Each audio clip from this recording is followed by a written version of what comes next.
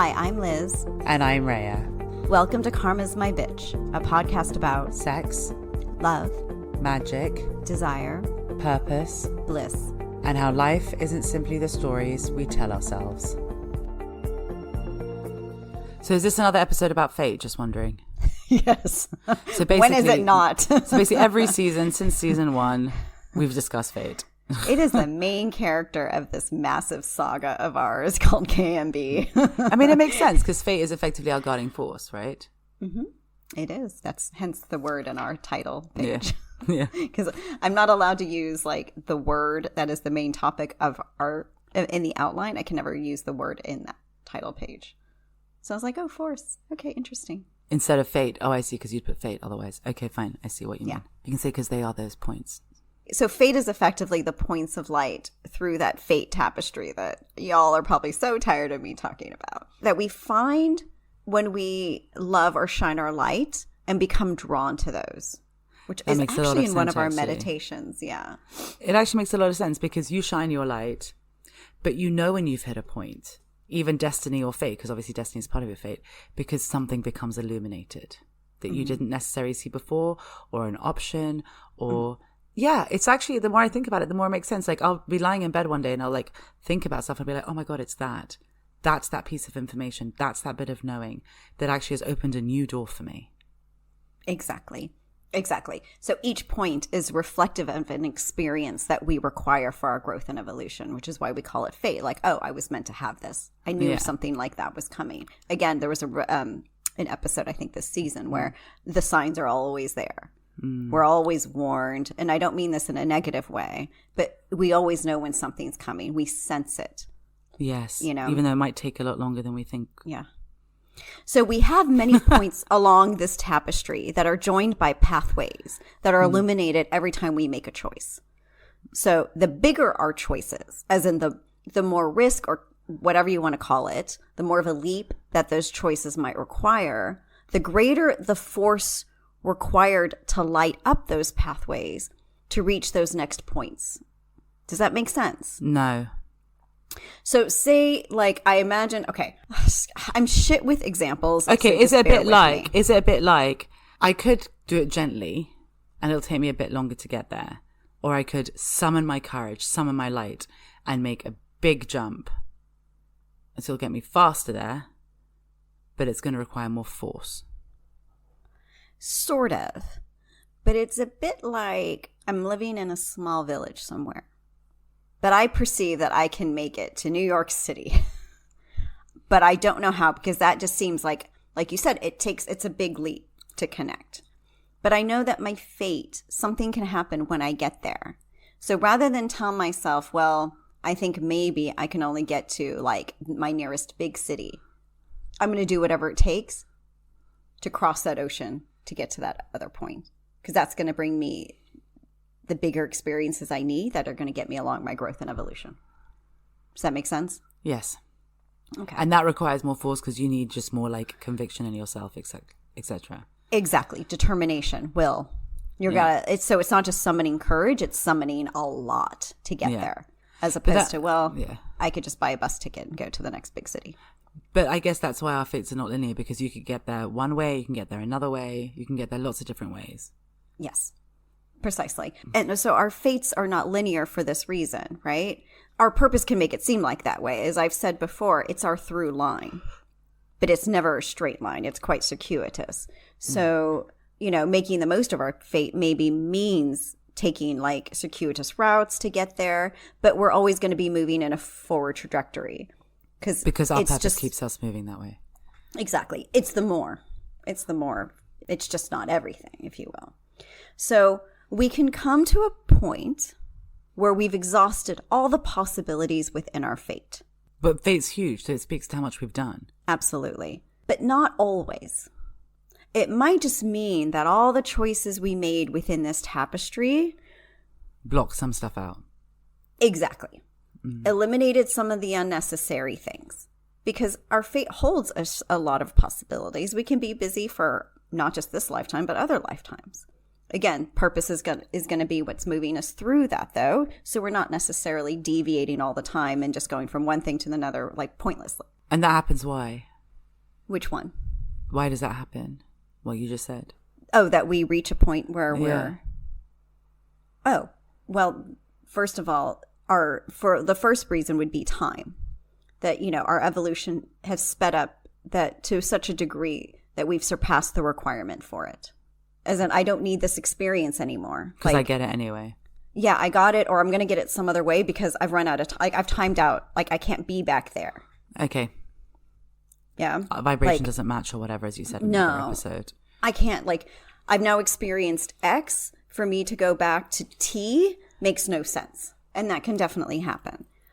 Love, as in the object of our desire, inspires us to make choices which eliminate others. Yeah, it makes sense. So I choose to want to be, this is what came to my mind. I want to be with this person. So all those other bullshit dates that I could have gone on in the meantime, I'm just not going to bother doing. Yeah. Or I'm loving a particular experience. It's serving my purpose. It doesn't have to necessarily be about a person. Yeah.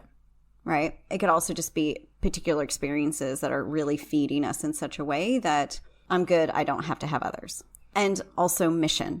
So for those who are here specifically for God consciousness, we could be leapfrogging parts of our fate to be able to continue to match our evolution. As in, it doesn't serve me. Like, okay, in my personal case, do I really need to move to this country? Is that really going to serve my ultimate mission? I could have moved to Shanghai, but I ended up moving to London. London is where I met you. Mm-hmm. Yeah. And we did this podcast. It made a lot more sense for me to do that. If I'd moved to Shanghai, I would have moved in a different direction, forward moving with my evolution, grown my spiritual practice just in a different way. So this isn't like bypassing. Like, it's not like, oh, I don't have to do this thing because I found a shortcut. It's actually just, I'm here to complete the bits that really matter. So the bits that don't can kind of fall by the wayside. Yeah, exactly. I've managed to meet my evolutionary requirements in one way, which means the other possibilities don't need to surface for me to be able to do so. Bypassing. So spiritual people who bypass, they treat enlightenment like a game. So when we are talking about leapfrogging through parts of our fate, we're not saying because you're so fucking amazing that like, oh, I totally get this. Like, I got that theory. I have this experience. That's enough. Let me just kind of like move forward in a way where I can like grasp some other energy that's going to feed me in a way that will enable me to like move forward. Like as if like getting to the finish line is the ultimate goal. So that way I can get to nirvana, which is like whatever. But to be able to do that means you're not living your purpose, and you've, like I've said, you're grasping someone else's purpose, or you're circling or dabbling by that stage. So we evolve far enough and no longer require the same kind of growth experiences by the time we're reaching the end of our fates. Because actually, which makes sense because if you got growth and evolution, once you hit bliss, there's no more growth, there's just evolution. So fate is growth and evolution. So if we've rendered our fate moot, it doesn't mean that it's complete. It just means because the tapestry can go on, but we've just reached a point where we just make the choice that I am is enough, or I want more because I am the divine. So the choice that we make at that very point illuminates the portal to be able to enter the unwritten part of our fate. So basically, if you think, oh no, all that I am is enough, you stay playing in your fate around that space. But if you're like, I want more because I'm the divine, so I want to do all the things, then you go through the door and you're like, cool, I'm in the unwritten part of my fate now. I'm just going to go create whatever the fuck I want. Yes, exactly. So this is the point at which we tap into divine will. Not before. Fully. We can play with divine will to a certain degree. So it has warmed us up. We've exercised a muscle that's always been there, but because of separation, never really been able to use before. Because they're saying we don't tap into divine will before this point, which is true, but we can play in it. Do you kind of see it's a nuanced difference, but I'm like, I want to make sure we're not confusing people. Well, I think when you go to that point and your fate is unwritten, there is nothing in any shape, way or form that is dictating your choices because your fate is unwritten. Before that, your fate still dictates your choices to a degree because you can't deviate from that. Precisely. So, if we're gathering up the pieces of our divine will, like as we move through our fate, we can realize our divine power. And that's stuff we're kind of playing with, touching on. But amassing. It's a bit like you're coming through, you're always learning, but you get to a point where you're like, oh my God, I'm the fucking divine. Let's just go and do whatever the fuck I want. That's that bit. Yeah. So full divine will does not happen before this portal or this door. Because full divine will is also when you lose guidance, etc. You don't lose guidance. It just shifts. Shifts. Well, one just sounds sadder. So yes, happy stops at the door. It says that we're enough, and everything up into the door is everything we could ever want or need. But walking through the door and the command to do so is pure divine will. Because it's like, I'm not even going to let my fate hold me back. Yeah. So a lot of people are going to do this? Because either happy is just going to be enough, or there just might be too much to overcome to get there. But the reason we have to share all of this, we have to understand that for the younger generations who don't have a karmic story to contend with for much of their lives or any at all, are going to reach, like, they already live from this place. The divine will place. Yes. The unwritten fate place. No, not the unwritten place, but like they've come in pretty much shortly before the door. Fine. I guess it's really profound what you can do when you have no tethers to the past and no ghosts to haunt you and no fears to remember or no shitty times to look back to, or when you feel totally free. It's like being that childlike fearlessness with the power of the power and wisdom of an adult all together. It's just incredible. Yeah. I mean, I'm actually going to have to ask something because it's something that I didn't untangle when I did this outline. But they were pretty much very clear. Nobody is ever born into the unwritten part of their fate. Not now. Like, we're not evolutionarily, we're not there yet. Yeah, because then that becomes like life is really just a playground. Yeah. I mean, but there's also just too much separation. But also, I guess my questions would be, if you're born into the unwritten part of your fate, how does that work? Because what about your parents? What about your siblings? What about your partner? What about all those relationships that need to be written? Well, we can get to a point where, I mean, I think this is going to be like so far down the line. Who even knows what this world's going to look like or what that experience could be? But certainly maybe not you're just now. Born into a test tube. Go on. Yeah, that's kind of where I'm at. I was like, I don't know how any of that would work. Like, I would imagine that the parents have to be born without any separate, like, I feel like this is all just like, that's very future thinking, to be born into an unwritten part. I want to think it's possible at some stage. Like, can the divine will that? Why not? But there are people coming in where they are just shy of the door. So if they're that far along, because they really don't have a lot in that tapestry and for these younger generations, because they're like, I know all this. I'm coming in with so much wisdom. I'm coming in with enough experience from previous lifetimes that are going to serve whatever my purpose is, because they're going to be so much more purpose focused than other people who had to go through their karma and that became purpose. They'll have enough power and force and foresight to move through their fates quite quickly, because they're just going to be like, that's where the linear line, they're like, okay, I'm going to have this experience. I'm going to have this experience because I know that's going to serve me. And I'm just going to keep going. But I know exactly what those points are. I don't even have to experiment to find those points.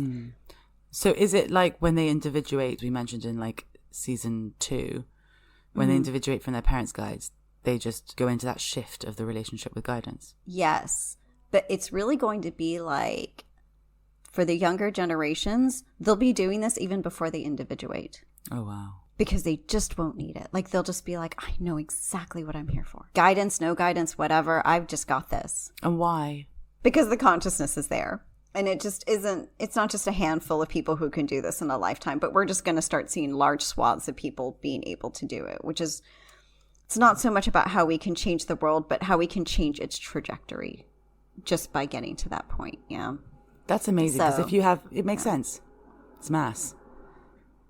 If you have more people, as I said in the magic episode, not that 2 episodes ago, the more magical you are, the more you don't believe in rules. The more you're not constricted by your fate, the more you know your power. Separation can't exist with people like that on this earth plane. We've had to fight to learn that again.